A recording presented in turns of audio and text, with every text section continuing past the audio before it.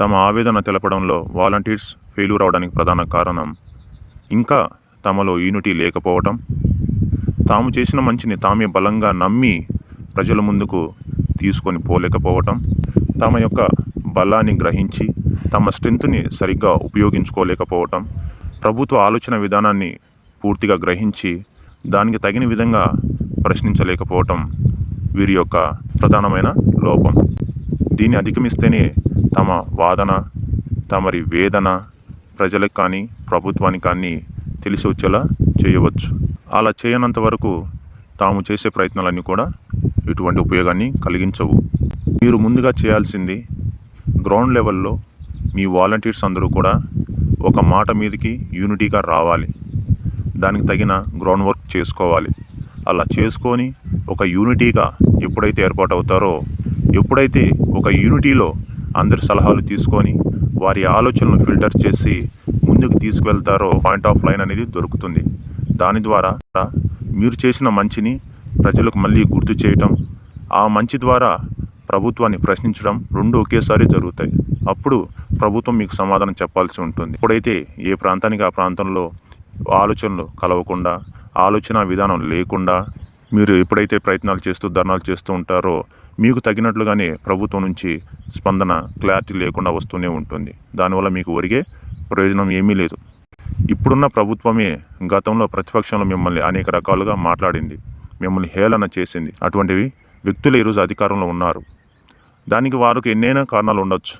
మీ పైన పాజిటివ్గా ఉన్నారా, నెగిటివ్గా ఉన్నారా అనేది గత నిర్ణయాలు, ప్రజెంట్ ఆలోచన విధానాలు చూస్తే అర్థమవుతుంది. మిమ్మల్ని వ్యతిరేకించడానికి వారికి ఎన్నో కారణాలు ఉండొచ్చు, కానీ మిమ్మల్ని తీసివేయాల్సిన అవసరం వాళ్ళకి లేదు. అలా చేస్తున్నారంటే దాన్ని ఫైట్ చేయడంలో మీలో లోపం ఉంది. ఎందుకంటే గత ప్రభుత్వాన్ని కూల్చే ప్రభుత్వం అని వారే వ్యాఖ్యానించారు. ఏదైనా నిర్మించాలంటే మా వల్లే అవుతుంది అన్నారు. అలాంటి వారు ఈరోజు అధికారంలో ఉన్నారు. ప్రజాస్వామ్యంలో స్వచ్ఛందంగా ప్రజల కోసం సేవ చేసిన బలమైన వ్యవస్థ ఏదైనా ఉంది అంటే అది కేవలం దేశం మొత్తం మీద ఒక వాలంటీర్ వ్యవస్థే ఉంది. అటువంటి వ్యవస్థని ఈరోజు మీరు ఎందుకని ప్రజల నుంచి మమ్మల్ని దూరం చేయాలని, ప్రజల మనసులో నుంచి మమ్మల్ని తీసివేయాలని, ప్రజల మధ్య మా వ్యవస్థను ఎందుకు తొలగించాలని, వ్యవస్థలో మమ్మల్ని తీసివేయాలనే ఆలోచనతో ఎందుకు మమ్మల్ని దోషులను చేయాలని చూస్తున్నారని ప్రశ్నించే విధానంలోనే మీకు లోపం ఉంది. కాబట్టి నిర్మించే ప్రభుత్వం అంటున్న మీరే ఒక బలమైన వ్యవస్థగా ప్రజలకు సేవలు అందించిన వాలంటీర్ వ్యవస్థను ఎందుకు తొలగించాలని మీరు అనుకుంటున్నారు? అలా చేయకండి. మేము చేసిన మంచిని గుర్తించండి, మా సేవకు తగిన ప్రాముఖ్యతను ఇవ్వండి, మాకు రాజకీయాలను అంటకట్టద్దు. మేము స్వచ్ఛందంగా ప్రజల కోసమే పని చేశాము, అంతే తప్ప మేము ఏ పార్టీకి పని చేయలేదు, చేయదలుచుకోలేదు. మేము కేవలం ప్రజల కోసమే పనిచేస్తున్న సాధారణ స్వచ్ఛంద సేవకులు మాత్రమే, మేము ఏ పార్టీలకు బానిసలం కాదు అనే వాదన బలంగా వినిపించాలి. మీ వాదన ఏదైతే ఉందో ఆ వాదన వినతి పత్రాల రూపంలో దేశం మొత్తం మాట్లాడుకునేలా మీరు స్ప్రెడ్ చేయాలి.